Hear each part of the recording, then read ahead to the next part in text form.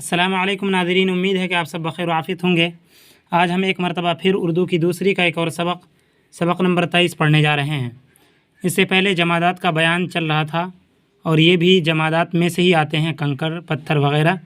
ان کے کیا کام ہیں، اللہ تبارک و تعالیٰ نے کن وجوہات کی وجہ سے ان کو پیدا فرمایا ہے اور انسان اس سے کیا کیا فائدے اٹھاتا ہے۔ تو چلیے آج ہم اس سبق کو شروع کرتے ہیں۔ بسم اللہ الرحمن الرحیم۔ کنکر، کنکر جو سڑکوں پر کوٹتے ہیں وہ بھی مٹی سے پیدا ہوتے ہیں۔ انہیں پھونک کر چونا بناتے ہیں جو پکی عمارتوں کو بنانے میں کام آتا ہے۔ بعض قسم کی مٹی سے کپڑے اور مکانوں کی دیواریں وغیرہ رنگی جاتی ہیں۔ بعض لکھنا چاہیے، باعین زاد بز لکھ دیا۔ بعض یہ والا اسی طریقے سے بھی ہوگا۔ بعض دوا کے طور پر کھانے کے کام آتی ہیں۔ حضرت آدم علیہ السلام مٹی ہی سے بنائے گئے تھے۔ پتھر، پتھر بہت قسم کے ہوتے ہیں۔ اکثر سخت اور کم قیمت پتھر مکانوں میں لگائے جاتے ہیں۔ بڑے بڑے محل، قلعے، مقبرے، مسجدیں، مینار اور دوسری عمارتیں ان سے بنتی ہیں۔ ستون ہیں تو پتھر کے، چھتیں ہیں تو وہ بھی پتھر کی ہیں۔ جدھر دیکھو پتھر ہی پتھر لگے ہوئے نظر آتے ہیں۔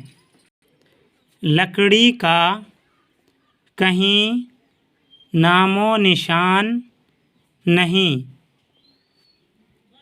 اس قسم کے مکان بہت پائیدار ہوتے ہیں۔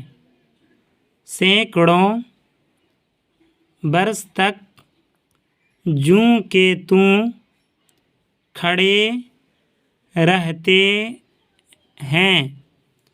آٹا پیسنے کی چکیاں، دوائیں حل کرنے کی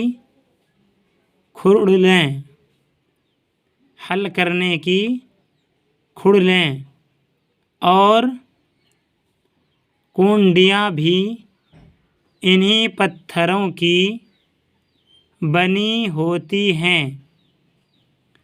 نرم نرم پتھروں کو تراش کر خوبصورت چیزیں بناتے ہیں۔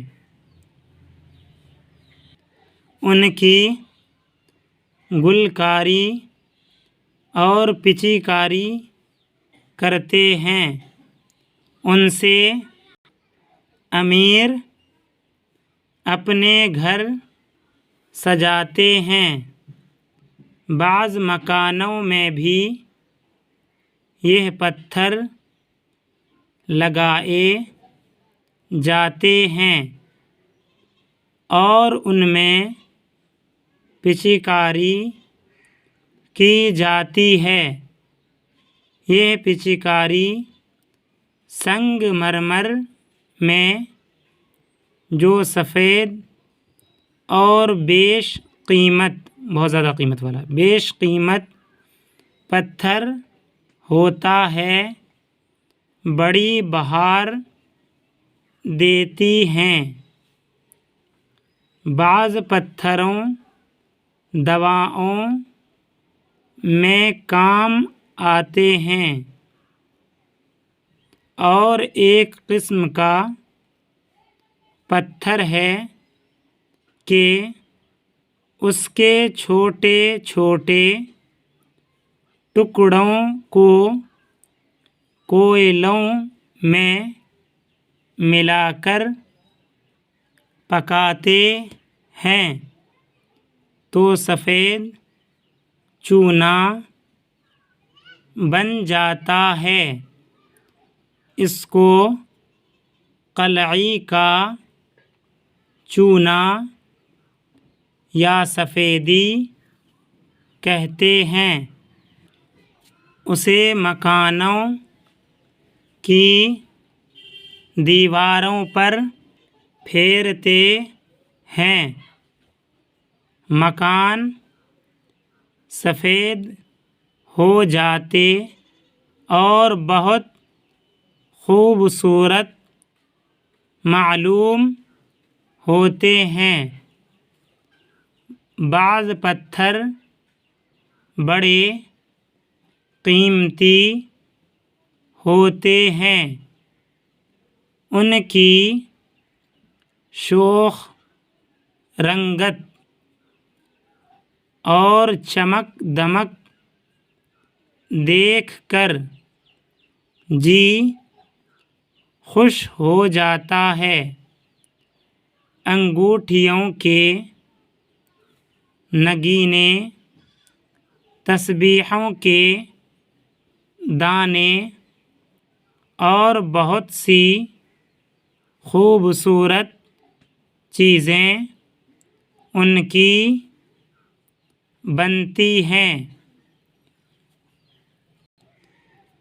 بادشاہوں کے تاج اور امیروں کے زیور ان سے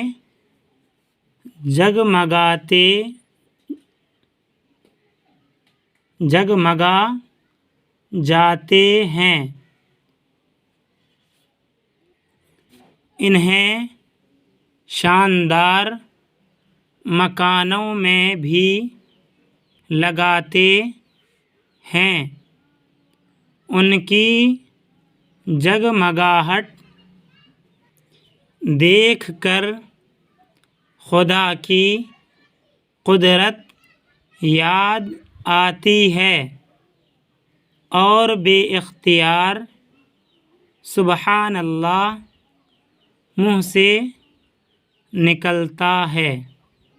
تو ناظرین، یہ تھا آج کا 23واں سبق جو مکمل ہو چکا۔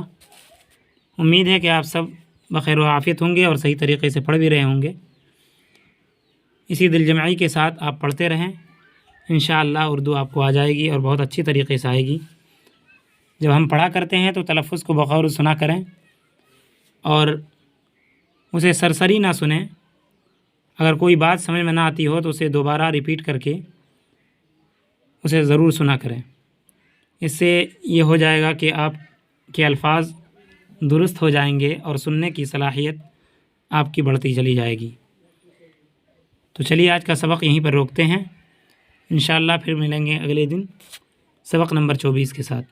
السلام علیکم ورحمۃ اللہ وبرکاتہ۔